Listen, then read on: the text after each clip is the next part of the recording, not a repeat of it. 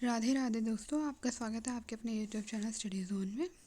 तो आज हमारा टॉपिक है लोनजाइनस के काव्य में उदात की भावना। तो चलिए शुरू करते हैं। तो सबसे पहले हम देखेंगे लोनजाइनस का साहित्य परिचय। कुछ विद्वानों के अनुसार लोनजाइनस का जन्म ईसा की 3री शती में हुआ था। दूसरी तरफ कुछ इन्हें प्रथम शती का चिंतक मानते हैं। लोनजाइनस परंपरागत रूप से पेरी पोइतिकेस काव्य में उदात तत्व नामक कृति के रचनाकार माने जाते हैं, जिसका प्रकाशन 1554 में रोबेर तेल्लो ने किया।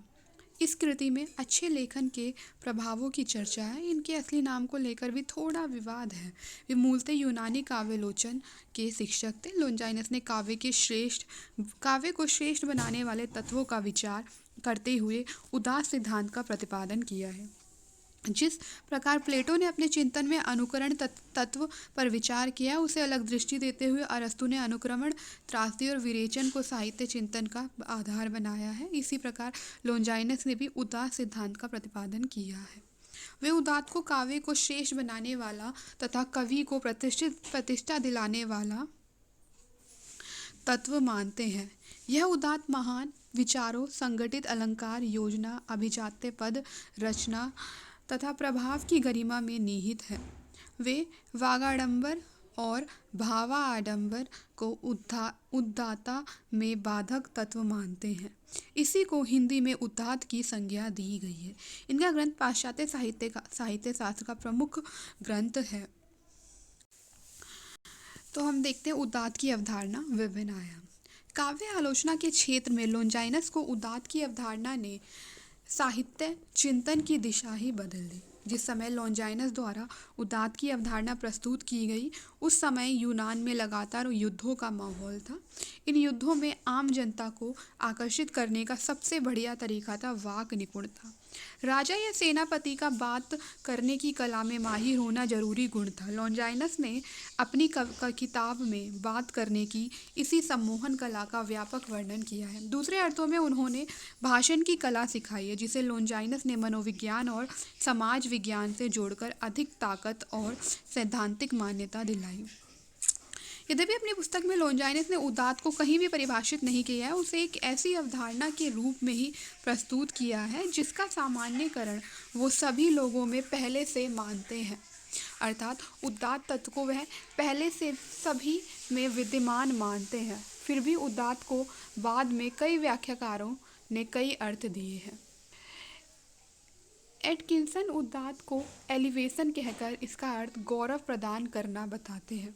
उदात का अर्थ परिष्कार, शोधन, शुद्धि, ऊपर की ओर उठना आदि भी माना गया है। इसके अनुसार उदात तत्व शैली की वह महत्वपूर्ण एवं महत्तम विशेषता है जो विभिन्न व्यंजनों के माध्यम से किसी घटना अथवा व्यक्तित्व के रोमांटिक, आवेशपूर्ण तथा भयंकर पक्ष की अभिव्यक्ति के लिए प्रयुक्त होती है। सच्चे औदात्य के स्पर्श मात्र से मानवता सहज ही उत्कर्ष को प्राप्त हो जाती है। सामान्य धरातल से ऊपर उठकर आनंद और उल्लास से आप्लावित होने लगती है और श्रोता अथवा पाठक को महसूस होने लगता है कि जो कुछ उसने श्रवण किया या पढ़ा है वे स्वयं उसका अपना भोगा हुआ है।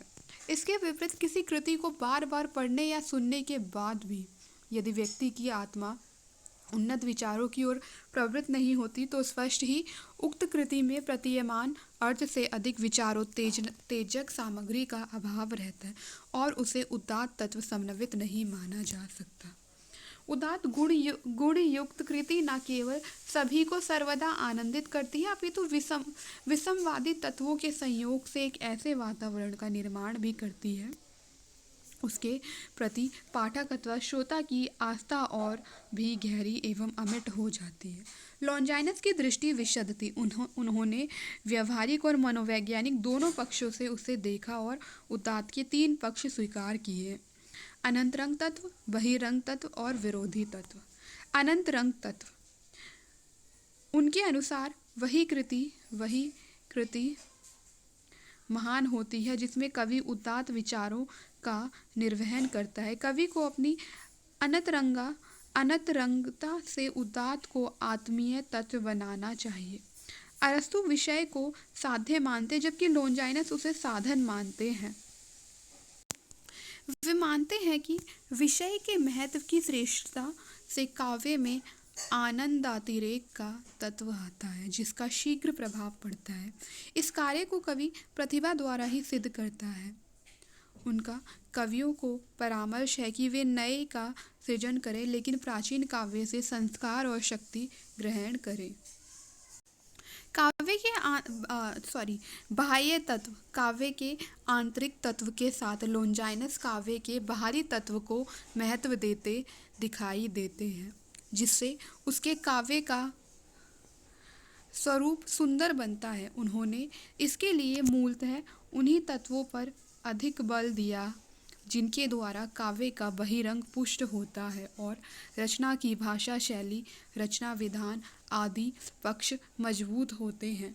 एक तरह से इसे कला पक्ष भी कहा जा सकता है जिसके अंतर्गत अलंकार, योजना, उत्कृष्ट भाषा और गरिमामयी रचना विधान को रख सकते हैं। विरोधी तत्व लॉन्जाइनस ने उदात्त तत्व को विस्तृत आधार देने के लिए उसको व्यापकता प्रदान की है। उदात्त का वर्णन करते हुए उसके विरोधी तत्वों की भी चर्चा की है। उनके अनुसार रुचिहीन, वाक्स्फीति, भावाडंबर, शब्दाडंबर आदि उदात्त विरोधी हैं। उनका मानना था कि अक्सर रचनाकार अशक्तता और शुष्कता से बचने के प्रयास में शब्दाडंबर के शिकार हो जाते हैं जिससे काव्य का उदात्त तत्व कमजोर होता है। एक तरह से जिन विरोधी तत्वों की लॉन्जाइनस बात करते हैं वह है शैलीगत दोष ही है। काव्य में औदात्य उदात्त काव्य जगत के लिए कोई नई वस्तु नहीं था। यद्यपि चिंतन के स्तर पर इस अवधारणा का अभाव मिलता है जिसे निश्चित तौर पर लॉन्जाइनस ने प्रस्तुत किया। भारतीय काव्य शास्त्र में इसका अवधारणात्मक स्वतंत्र रूप से कहीं उल्लेख नहीं मिलता। आदिकवि वाल्मीकि की रचना में भी आपको उदात्त भाव दिखाई दे जाते हैं। भारतीय साहित्य के चिंतकों के लिए नेमिचंद्र जैन के सहयोग से डॉक्टर नगेंद्र ने 1961 में काव्य में उदात्तज नामक ग्रंथ से लॉन्जाइनस के विचारों का अनुवाद प्रस्तुत किया। इसके बाद प्रोफेसर निर्मला जैन ने भारत भूषण अग्रवाल के सहयोग से उदात्त के विषय में नाम से उदात्त की अवधारणा को समझाया। उदात्त का अर्थ ऐसे विचारों से है जो पाठकों का उदात्तीकरण करके सामान्य धरातल से ऊपर उठाकर एक व्यापक मानस भूमि पर ले जाते हैं। काव्य में ऐसा तभी हो सकता है जब कवि अपनी रचना में उदात्त विचारों का संयोजन करे। लॉन्जाइनस कवि में यह गुण उसकी प्रतिभा और कलात्मक संयोजन से उत्पन्न मानते हैं। अर्थात लॉन्जाइनस के अनुसार ये गुण कुछ तो जन्मजात होते हैं और कुछ कवि द्वारा अर्जित किए जा सकते हैं। कवि के पास इसके लिए होती है कल्पना व अभिव्यक्ति। लॉन्जाइनस के अनुसार श्रेष्ठ कला का सर्जक प्रतिभावान व कल्पनाशील व्यक्ति के द्वारा ही हो सकते हैं। अपने इन कौशलों से ही कवि अपने काव्य संसार का निर्माण करता है जो पाठक को आनंद अतिरेक की दुनिया में ले जाता है। कवि में भाषण की ऐसी सम्मोहन कला होती है जो उसके प्रभाव में आने वाले को अपने विचारों से सहमत करने को बाध्य कर देती है। लॉन्जाइनस सिर्फ कवि हो कि कवि को ही काव्य में उदात्त तत्व के लिए ही प्रेरित नहीं करते, बल्कि उनका मानना है कि एक आलोचक को कवि की प्रतिभा के तत्वों की खोज करनी चाहिए जो उसके अपने विशिष्ट हैं और उन्हें पाठकों तक पहुंचाने चाहिए। लॉन्जाइनस जब उदात्त तत्व की बात कर रहे थे, एक प्रकार से वह काव्य में उदात्त तत्व की ही बात कर रहे थे। उदात्त के स्वरूप को स्पष्ट करते हुए उन्होंने इतना कहा है, Sublimity is a certain distinction and exhalation in expression। अर्थात अभिव्यक्ति की विशिष्टता और श्रेष्ठता का नाम उदात्त है।